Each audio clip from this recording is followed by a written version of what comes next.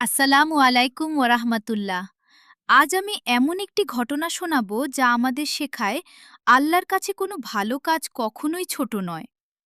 এক সময় এক ব্যক্তি অনেক দূরের পথ হেঁটে যাচ্ছিলেন।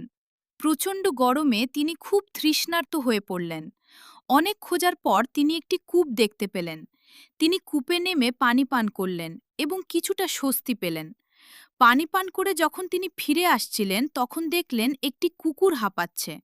তৃষ্ণায় তার জিহ্বা বের হয়ে গেছে আর সে মাটির ভেজা অংশ চাটছে। কুকুরটির অবস্থা দেখে সেই ব্যক্তির মনে দয়া জেগে উঠল। তিনি মনে মনে বললেন, আমি একটু আগেই তৃষ্ণায় কষ্ট পাচ্ছিলাম। এই প্রাণীটিও তো আল্লাহর সৃষ্টি, সেও একই কষ্টে আছে। কিন্তু সমস্যা ছিল কূপ থেকে পানি তোলার মতো কোনো পাত্র সেখানে ছিল না। তবুও তিনি হাল ছাড়লেন না। আবার কূপে নেমে নিজের জুতার মধ্যে পানি ভরলেন। তারপর দাঁতে করে সেই জুতা ধরে কষ্ট করে ওপরে উঠলেন এবং সেই কুকুরটিকে পানি পান করালেন। মানুষের চোখে এটি হয়তো খুব ছোট একটি কাজ ছিল, কিন্তু আল্লাহর কাছে এই দয়ার মূল্য ছিল অনেক বড়। রাসূলুল্লাহ সাল্লাল্লাহ আলাইহি ওয়াসাল্লাম আমাদের জানিয়েছেন, আল্লাহ তাআলা সেই ব্যক্তির এই দয়ার কাজকে এত পছন্দ করেছিলেন যে তার গুনাহ ক্ষমা করে দিয়েছিলেন।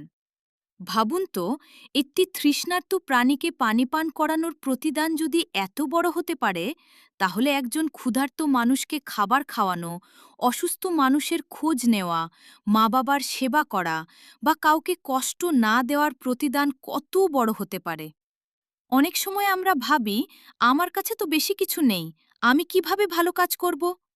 কিন্তু ইসলাম আমাদের শেখায়, ভালো কাজের জন্য ধনী হওয়া লাগে না।